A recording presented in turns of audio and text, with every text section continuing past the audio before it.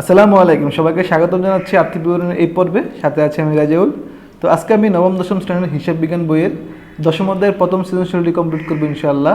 তো তার পূর্বে আমার চ্যানেলটা এখনও যারা সাবস্ক্রাইব করোনি অবশ্যই আমার চ্যানেলটা সাবস্ক্রাইব করে দাও এবং পাশে থাকা বেল আইকনটি প্রেস করে দাও, যাতে আমার পরবর্তী ভিডিওগুলো আপলোড হওয়ার সাথে সাথে তোমাদের কাছে নোটিফিকেশন চলে যায়। আর ইতিমধ্যে আমার চ্যানেলে যারা সাবস্ক্রাইব করেছো তাদেরকে অসংখ্য অসংখ্য ধন্যবাদ। তো কথা না বাড়িয়ে আজকে ভিডিও শুরু করা যাক। তো দেখো, আমাদের দশম অধ্যায়ের যে প্রথম সৃজনশীলটি রয়েছে আর্থিক বিবরণীর, সেখানে বলা আছে ঢাকার ৭ত ল চেম্বার 2017 সালের ডিসেম্বর তারিখে রেয়ামিল ও অন্যান্য প্রয়োজনীয় সমন্বয় বিষয় নিম্নরূপ। এখানে কিছু রেয়ামিল দেওয়া আছে, একটা রেয়ামিল দেওয়া আছে আর কিছু সমন্বয় দেওয়া আছে। তো এটা হচ্ছে সেবা প্রতিষ্ঠানকারীর অঙ্ক, কারণ এখানে সেবা আয় দেওয়া আছে, কোনো ক্রয় বিক্রয় নাই, অতএব এটা একটা সেবা প্রতিষ্ঠানকারীর অঙ্ক। এখানে একটা আমরা ক্রয় বিক্রয় সংক্রান্ত কোনো কিছু আনবো না, এটা অর্থাৎ আমাদের এক কলাম বিশিষ্ট বিষয়দায় বিবরণ আমাদের করতে হবে। তো দেখো, আমাদের এখানে বলা আছে ক নম্বরে বলা আছে যেরকম উপযুক্ত তথ্য হতে চলতি দায়ের পরিমাণ নির্ণয় করতে হবে। তো তোমরা তো জানো, আমি পূর্বের ভিডিওগুলোতে চলতি দায় কোনগুলো সেগুলো আমরা দিয়ে দিছি। তো দেখো আমাদের এখানে আমাদের আয়গুলো আছে, অর্থাৎ আমাদের চলতি দায়গুলো থাকবে ক্রেডিট পাশে, আমাদের দায়গুলো ক্রেডিট পাশে থাকবে। এখানে দেখো দেওয়া আছে অগ্রিম সেবা আয় দেওয়া আছে 50,000 টাকা, একটা আমরা পাইলাম। তারপরে আমাদের বলা আছে দেখো, আমাদের এখানে কোনো দায় নাই। দেখো, মূলধন, উত্তোলন মূলধন, অগ্রিম চেম্বার ভাড়া, অফিস আসবাবপত্র, সরঞ্জাম, সেবা আয়, ব্যাংক জমা। তারপরে এখানে যে তথ্যগুলো দেওয়া আছে এখানে কোনো দায় নাই, শুধুমাত্র একটা দায় আছে, সেটা হচ্ছে অগ্রিম সেবা আয়। তো এখানে বলা আছে যে একটি কোম্পানির নিকট হতে আইনি সহায়তা প্রদানের জন্য অগ্রিম চেক গ্রহণ করা হয়েছে 40,000 টাকা, যা সেবা আয়ের মধ্যে অন্তর্ভুক্ত। অর্থাৎ সেবা আয়ের মধ্যে এই 40,000 টাকা অন্তর্ভুক্ত আছে। তো হিসাব বিজ্ঞানে মনে রাখবা, অন্তর্ভুক্ত মানে হচ্ছে বিয়োগ করে দেখাতে হবে। তো এটাও একটা আমাদের অনুপার্য সেবা, এটাও একটা দায়, কারণ এটা অগ্রিম গ্রহণ করা হয়েছে। যে কোনো অগ্রিম আয় হচ্ছে একটা চলতি দায়, মনে থাকবে তোমাদের, যে কোনো অগ্রিম আয় হচ্ছে একটা চলতি দায়। ওকে, বলা আছে 1 মাসের ভাড়া আমাদের বকেয়া রয়েছে। দেখো একটা জিনিস, এখানে আমাদের এই যে বেতন ও ভাড়াটা আমাদের ডেবিট পাশে দেওয়া আছে, এটা খরচ। তো খরচের আমাদের বকেয়া থাকলে, যদি খরচের কোনো বকেয়া থাকে, যে অংশটুকু বকেয়া থাকবে সেটা হচ্ছে চলতি দায়। তাহলে আমরা এখানে একটা পাইলাম যে তোমাদের চলতি দায়, আর কোনো আমাদের চলতি দায় নাই। তাহলে আমরা লিখছি এখানে দেখো যে অগ্রিম সেবা আয় 50,000 টাকা লিখলাম, অগ্রিম সেবা আয় 50,000 টাকা, অগ্রিম সেবায় 50,000 টাকা। তারপর হচ্ছে অনুপার্য সেবায় 40,000 টাকা। দেখো, অগ্রিম চেক গ্রহণ করা হয়েছিল সেবা দেওয়ার বিনিময়ে আমাদের অগ্রিম চেক গ্রহণ করা হয়েছে 40,000 টাকা, কিন্তু এখন আমরা সেবা দিই নাই। তো 40,000 টাকা হচ্ছে একটা আমাদের সেবা চলতি দায়। আবার বলা হয়েছে এই তোমার 1 মাসের বেতন ও ভাড়া বকেয়া রয়েছে। তাহলে আমার বেতন ভাড়া হচ্ছে 1,10,000 টাকা, আমি লিখছি এখানে বকেয়া বেতন ও ভাড়া 1,10,000 টাকা। এখানে 1 মাসের বকেয়া মানে 11 মাস দেওয়া হয়েছে, এখানে টোটাল 11 মাসের টাকা দেওয়া আছে। আমরা জানি 1 বছরে 12 মাস, তাহলে 1 মাসের 12 মাসের মধ্যে 1 মাসের দেওয়া হয় না, 1 মাসের বকেয়া রয়ে গেছে। তো দেওয়া হয়েছে কয় মাস? 11 মাস। তাহলে এটা হচ্ছে 11 মাসের টাকা। তাহলে আমরা এই 1,10,000কে 11 দিয়ে ভাগ দিছি, আর বকেয়া আছে 1 মাস, 1 দিয়ে গুণ দিছি, তাহলে এখানে আমাদের 10,000 টাকা চলে আসে। এটা হচ্ছে আমাদের চলতি দায়। তাহলে এই তিনটা যোগ করলে আমরা পাচ্ছি মোট 1 লাখ টাকা। এটাই টোটাল, 1 লাখ টাকা হচ্ছে চলতি দায়। ক নম্বরের উত্তর। আশা রাখি সবাই বুঝতে পারছো। খ নম্বরে বলা আছে দেখো, সততা ল চেম্বারের বিষয়দায় বিবরণী প্রস্তুত করো। এখানে আমাদের 1 কলাম বিশিষ্ট বিষয়দায় বিবরণী তৈরি করতে হবে। কারণ কি বলতো? কারণ হচ্ছে এই অঙ্কটা হচ্ছে মূলত সেবা প্রতিষ্ঠানকারীর অঙ্ক, অর্থাৎ সেবা প্রতিষ্ঠান যারা নাকি সেবার বিনিময়ে মুনাফা অর্জন করে ওই ধরনের প্রতিষ্ঠানের অঙ্ক। তারা সচরাচর এই ধরনের কোম্পানিগুলো সচরাচর 1 কলাম বিশিষ্ট বিষয়দায় বিবরণী তৈরি করে থাকেন।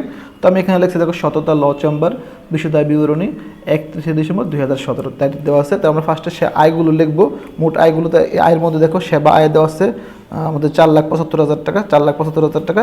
তো 4,75,000 টাকার মধ্যে বলা আছে যে ক নম্বরে একটা সমন্বয় ছিল যে তোমার একটি কোম্পানির নিকট থেকে আইনি সহায়তা প্রদানের জন্য অগ্রিম চেক গ্রহণ করা হয়েছে এই 40,000 টাকা অনুপার্জিত আয়, যা নাকি সেবা আয়ের মধ্যে অন্তর্ভুক্ত আছে। তাই আমি লিখছি সেবা আয় 4,75,000 টাকা এখান থেকে বাদ দিতে হবে যে অন্তর্ভুক্ত আছে, যে সেবা আয়টা অগ্রিম সেবা আয়টা আমাদের বাদ দিতে হবে 40,000 টাকা। আমি লিখছি অনুপার্জিত সেবা আয় 40,000, এটা মাইনাস করলে আমাদের থাকতেছে হচ্ছে আমার 4,35,000 টাকা। তারপরে দেখো এখানে আর কোনো সেবা আয় নাই, শুধুমাত্র এই দেখো একটা বিনিয়োগ দেওয়া আছে, একটা সম্পদের যে কোনো সুদই হচ্ছে একটা আয়। তাহলে এটা আমরা আয়ের মধ্যে লিখবো। ফার্স্ট আমাদের কাজ কি? সমস্ত আয়গুলো বের করা, পরে সমস্ত ব্যয়গুলো বের করা। আয় থেকে ব্যয় বাদ দিলে আমাদের উত্তরটা পেয়ে যাই আমরা। এইটা হচ্ছে এক কলাম বিশিষ্ট সেবায় বিশদ আয় বিবরণী। এক কলাম বিশিষ্টতে কী করা হয়, মোট আয় থেকে মোট ব্যয়গুলো বাদ দিতে হয়। কিন্তু বহু কলাম বিশিষ্টতে আমাদের বিভিন্ন কিছু দেখাইতে হয়, অপরিচয় তোমার বিক্রিত পণ্যের ব্যয় দেখাইতে হয়, নিট বিক্রয় দেখাইতে হয়, নিট ক্রয় দেখাইতে হয়, পরিচালন ব্যয় দেখাইতে হয়, এভাবে অনেক ধাপ প্রয়োগ করতে হয়। আর এখানে শুধুমাত্র কী করবো, আমরা আয়গুলো থেকে ব্যয় বাদ দেবো। তো দেখো এখানে আমাদের বিনিয়োগের সুদ বিনিয়োগ দেওয়া আছে 2,50,000 টাকা। 2,50,000 টাকা 6% আমাদের 15,000 টাকা আসবে। এখানে একটা তারিখ দেওয়া আছে, তারিখটা আমরা কাজে লাগাইতাম, বাট এই তারিখটা 2015 সালের আর এই সালটা হচ্ছে 2017 সালের। তাহলে 2015 অতিক্রম করার পর আমরা 17 সালে আসি, তাহলে এই সালটা কোনো কার্যকর হবে না। যদি এটা 17 সালের হইতো তাহলে এই তারিখে একটা কাজ করা হইতো, অর্থাৎ সুদটা ধরতে হইতো অর্ধেক মাসের। বাট যেহেতু আমাদের এটা 2015 সালের আর 2017 সালের অঙ্ক, তাহলে এখানে এই তারিখটা কোনো কার্যকর হবে না, শুধুমাত্র পার্সেন্টেজ করলে হবে। তো আমি লিখছি বিনিয়োগের বকেয়া সুদ 15,000 টাকা। এটা হচ্ছে সরাসরি 2,50,000 টাকার উপরে 6% দিলে আমাদের 15,000 টাকা চলে আসে। আর কোনো আমার সেবা আয় নাই, তাহলে এইটা এবং এটা যোগ করলে 4,50,000 টাকা পাইছি। এটা হচ্ছে মোট সেবা আয়। তো এটা হচ্ছে মোট সেবা আয়। এই মোট সেবা আয় থেকে বাদ যাবে ব্যয়সমূহ।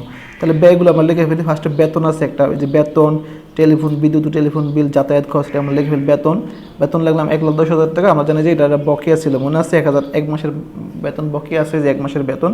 তো আমরা লিখছি বেতন হচ্ছে 1,10,000 টাকা যোগ বকেয়া, যে এই 1,10,000কে 11 দিয়ে ভাগ দিয়েছি, 1 দিয়ে গুণ দিয়েছি, তাহলে আমাদের আস্তে আস্তে কত বলতো 10,000। দুইটা যোগ করলে 1,20,000 টাকা।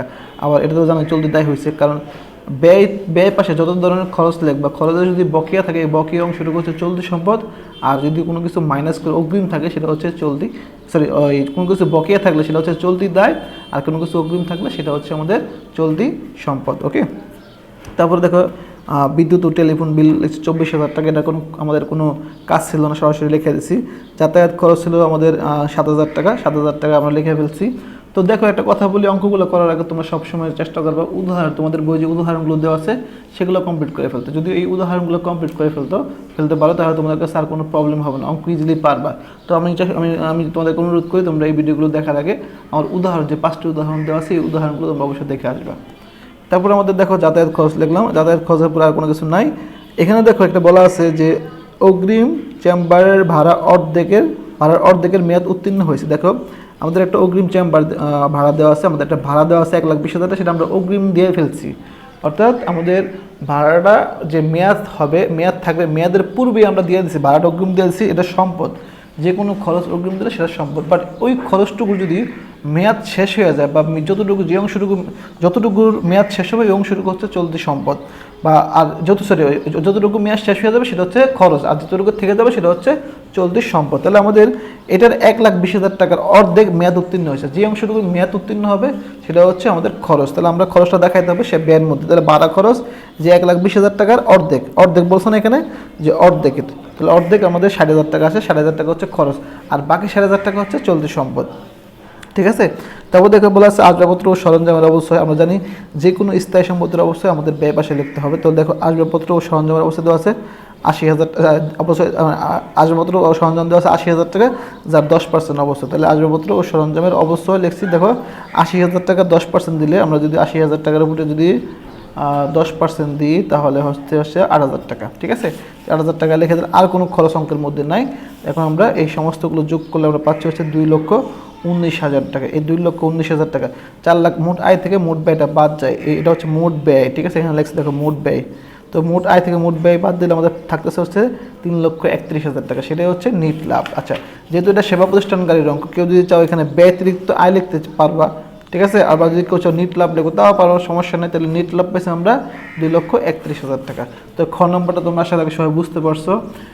যদি না বুঝো অবশ্যই আমাকে কমেন্টস বক্সে কমেন্টস করে জানাবে। এখন আমি গ নম্বরটা করাবো। ঠিক আছে, তোমাদের এই চ্যাপ্টার এই প্রথম সৃজনশীলের গ নম্বরটা করাবো। গ নম্বরে বলা আছে যে আর্থিক অবস্থার বিবরণীতে মোট সম্পদের শ্রেণী বিন্যাস করে দেখো। আমরা জানি আর্থিক অবস্থার বিবরণী মানে হচ্ছে এ = L প্লাস ও ই বা ই প্রমাণ করতে হবে, অর্থাৎ এই দায় পাশ এবং মালিকানা সত্তা পাশ যোগ করলে যেন সম্পদের সমান হয়। এখানে শুধুমাত্র এই সম্পদটা দেখাইতে বলছে। ঠিক আছে, তো আমরা জানি সম্পদ 4 প্রকারে, আমরা জানি চার ধরনের সম্পদ তৈরি হয় একটা অঙ্কের মধ্যে।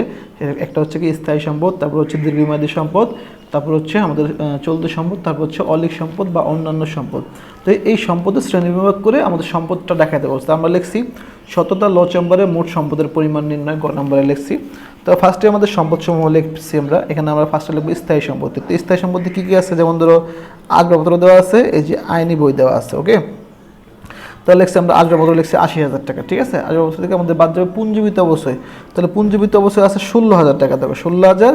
এবং আমরা একটা অবশ্যই বের করছিলাম একটু আগে, মনে আছে, আসবাবপত্রের অবশ্যই ৮,০০০ টাকা, তাহলে ১৬,০০০ এবং ৮,০০০ হচ্ছে ২৪,০০০ টাকা। এটা মোট হচ্ছে মোট পুঞ্জীবিত অবশ্যই। সবসময় স্থায়ী সম্পত্তি থেকে মোট পুঞ্জীবিত অবশ্যইটা বাদ দিতে হয়, পূর্বের অবস্থায় আর বর্তমান অবস্থায় ধরে মোট অবস্থাটা বাদ দিতে হয়। তাই বর্তমান অবস্থা হচ্ছে ৮,০০০ আর পূর্বের অবস্থা হচ্ছে ১৬,০০০, যোগ করলে ২৪,০০০ টাকা। ৮০,০০০ টাকা থেকে ২৪,০০০ টাকা বাদ দিলে ৫৬,০০০ টাকা থাকে। তারপর আরেকটা আমাদের স্থায়ী সম্পত্তি দেওয়া আছে, সেটা হচ্ছে আইনি বই।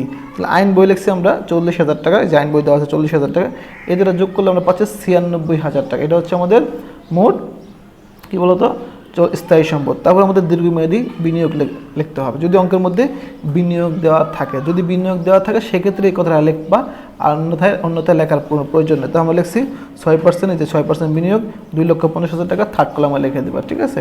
তারপর আছে চলতি সম্পদ। চলতি সম্পদের মধ্যে ফার্স্টে আসবে অগ্রিম চেম্বার ভাড়া, এটার অর্ধেক কিন্তু আমরা খরচে দেখাইছি। দেখো চলতি চেম্বারের ভাড়া ১,২০,০০০ টাকা, যার অর্ধেক আমরা চলতি বছর খরচ দেখাইছি ৬০,০০০ টাকা, একটু টাকা দেখাইছি যে তোমার এই যে ভাড়া খরচ ১,২০,০০০ টাকা, অর্ধেক খরচ দেখাই দিচ্ছি, এই অর্ধেকটা বাদ যাবে বলছিলাম একটু আগে।